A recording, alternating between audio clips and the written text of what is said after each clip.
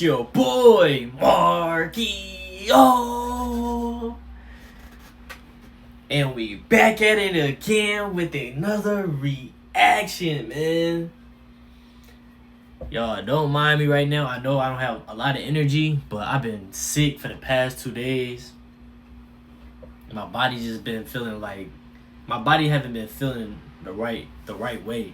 You know what I'm saying? My body just been aching. Like I've been having sore throat. Like I got the flu. Like you can just see it from my eyes. Like my energy. Like it's like when I was doing this. Like it's just everything's just slow motion. I don't know what's going on with me, but you know I had to still film a YouTube video for y'all boys, man.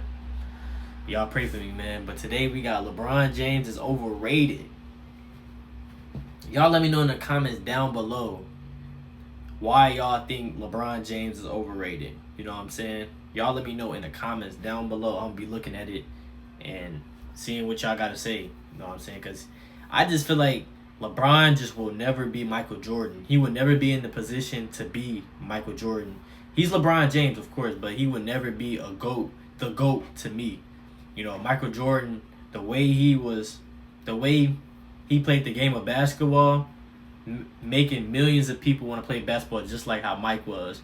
And Mike's just a certified bucket getter, certified defender. Just Mike was just him, bro. Like we can go on and on and on about Mike. Mike was really that dude for real. You know what I'm saying? But y'all let me know in the comments, man, how y'all really feel. But I appreciate y'all for 15K subs, man. And let's get straight into this banger.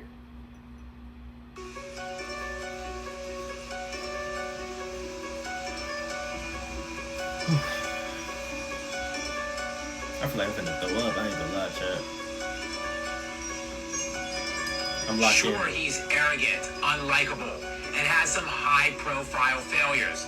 But is LeBron James overrated? Welcome in to part 3 of our protracted examination into the career lowlights of the self-proclaimed king. And this part begins where his first stint in Cleveland ends. After 7 seasons with the Cavaliers and 7 years of inability to get it done at the highest level, LeBron tucked his tail between his legs and crawled on his hands and knees to Dwayne Wade's Miami Heat team. Despite winning the NBA's regular season MVP award in his last 2 years in his first stint with Cleveland, and capturing the NBA's overall #1 seed in the playoffs, LeBron couldn't even get out of the Eastern Conference in 2009 and 2010, setting the stage for the most cowardly move in NBA history. In this fall, man, it's very tough. In this fall, I'm going to take my talents to South Beach and join the Miami Heat. Many LeBron apologists would be quick to point out that the Celtics had amassed a super team in Boston, and LeBron was merely fighting fire with fire. A preposterous claim when you evaluate where the Celtics' big three were at the time of joining forces versus the unholy alliance in Miami that broke the competitive balance of the NBA, ushered in the era of the super team, and ruined the sport. When Paul Pierce, Kevin Garnett, and Ray Allen joined forces in the 2007-2008 season, all of them were in their 30s and played over a decade in the league. In the season prior, not one of these players made All-NBA first or second team, and only Kevin Garnett was named to All-NBA third team. Not one of these players finished in the top 5 in MVP voting that season. Compare this to the Banana Boat Trio that joined forces in Miami in 2010-2011. All 3 players were in their mid to late 20s, and all 3 entering their 8th season. While the Boston Big Three were on the back end of their primes, those Miami 3 were squarely in the middle of theirs. As evidenced by the previous season of their team-up, when LeBron James and Dwayne Wade not only both made first-team All-NBA, but finished 1st and 5th in MVP voting. Damn, I didn't know that. The season prior to that, they finished 1st and 3rd in MVP voting, while both also making the first-team All-NBA that season. By any measurement at that time. Kobe Bryant and LeBron James were the best two players in the league, and Dwayne Wade was third, being just 3 years removed from winning an NBA title and Finals MVP. The two of them then added Chris Bosh, who at that point of his career had played 7 years in Toronto, had a career average of 20.2 points, 9.4 rebounds, and 2.2 assists, while making 5 consecutive All-Star teams every year except his first two in the league. Make no mistakes, LeBron fanboys, this team was absolutely stacked. And the reason why the ringless king at the time felt confident enough to make this bold proclamation. But we also know you three kings came down here to win championships. Not one, championships. Not two. LeBron, Not three. tell us about that. Not 2, not 3, Not 4. not 4, Not 5. not 5, Not 6. not 6, Not 7. not 7. So I said, get none of that. Despite being the odds-on favorite all He 3 should- years in I know he Miami, wish he never said LeBron that. managed to only go Yeah. 500 in the finals. And his first finals appearance there would set the stage for the greatest choke job by an all-time great in NBA history. Everything was going according to plan for the Heat. But how did they lose to the Rounds Mavs, bro? Of the 2010-2011 playoffs, as the Heat won every series in the Eastern Conference by a 4-1 margin. They steamrolled into the finals, where they would take a 1-0 series lead over a Dallas Mavericks team. A Mavericks team that had only one All-Star on its roster. And despite LeBron's teammates, Dwayne Wade and Chris Bosh, showing up and showing out in this series, they ultimately couldn't overcome the deficiencies of the 26-year-old, then two-time lost league to Dallas, MVP, man. LeBron James. And despite the mythos built up around this series Man, and Dirk Dirk was Nowitzki's everywhere. performance, it's not a stretch to say Dwayne Wade was the best player in the series, and you had Chris Bosh going for nearly 19-7. Again, folks, this is not the young, inexperienced LeBron that people try giving a pass to for his first finals appearance in 2007 against the Spurs. This is 26-year-old LeBron in his 8th season, who was coming off of back-to-back league MVPs in 2009 and 2010. Despite being the 3rd leading scorer on his own team and 5th leading scorer in this series, That was crazy. the numbers get much worse when you Brian, what evaluate the- his play in the 4th quarter. LeBron Who's the scored a 5th leading total scorer? of 18 points in the 4th quarter in 6 games in this series, which is an average of 3 points per game in the final period. But it gets even worse than that. If Jordan we would sharpen never. the focus to just crunch time, meaning less than 5 minutes with the score within 5 points, James's numbers fell off of a cliff. Supposed to be the GOAT. In this NBA final series, with 2 teammates playing extremely well against a team with only one All-Star, the guy that has an entire delusional fan base calling him the GOAT scored not 1 point in clutch time. You Crazy, heard bro. that right. 0 points. 0. Jordan would None, never. Nothing.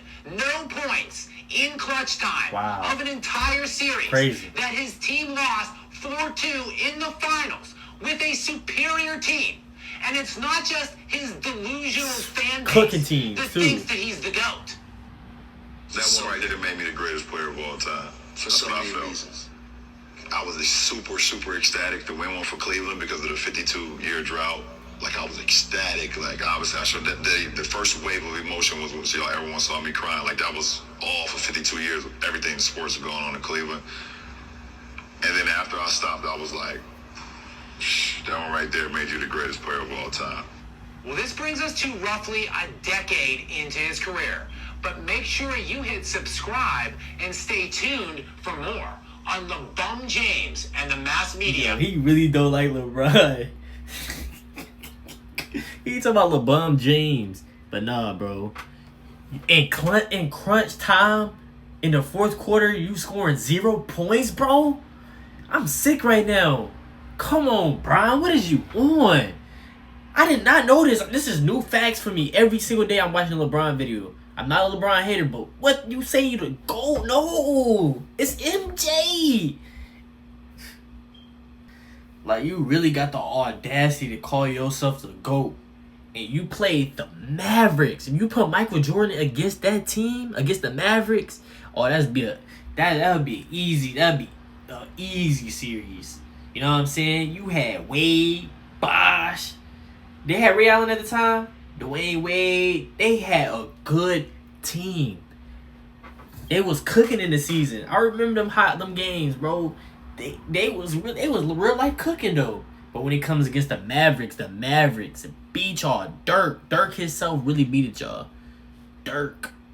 LeBron James was not showing up. Michael Jordan would have showed up every game. Every single game. Michael Jordan's lowest game might be 30. In bad games, it might be 30. LeBron James getting 10 points, 15 points, 16. And Dirk out here 10 y'all ass up. And you got yourself to consider you the GOAT. Michael Jordan will come out every single game when the Detroit Pistons was sweeping them and cook. It wasn't even his fault. This man putting up 40, 50. And it ain't his fault. But he said, all right, I'm finna go in the weight room. Watch this. You know what I'm saying? He embraced in those moments. He said, okay, I'm gonna get better. Every year I'm gonna get better. I'm losing, but watch this. That man had a good run. 3 championships, went to go play baseball, came back. In the middle of the season, still cooked, but he lost. Then came back again, won 3 in a row. Who's doing that? Who even doing that? Who going 3 for 3? And then come back and do another 3 for 3.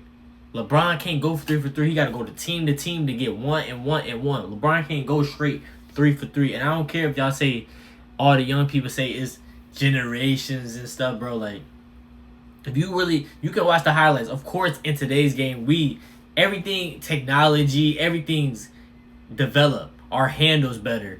You know what I'm saying? We got handles, we talent, we more skill. But at the same time, it's back in the day, them dogs. You know what I'm saying? You don't want to mess with dogs. You know what I'm saying? Dogs. I'm talking about like would knock you off your feet. You can be the coldest player. You see Michael Jordan was the coldest player in that era, and they still was knocking his ass down. You sitting down today, Jordan, and you losing too with it. You know what I'm saying? But I don't know, bro. LeBron, he that Dallas series is crazy, bro. You and Dwayne Wade, y'all supposed to be one of the greatest duos ever, and y'all lost to one man, Dirk.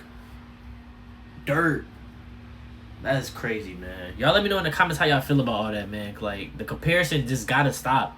I wish it could just stop one day, like, just the comparison, because, like, Mike don't come out and say nothing. Mike said it's no GOAT.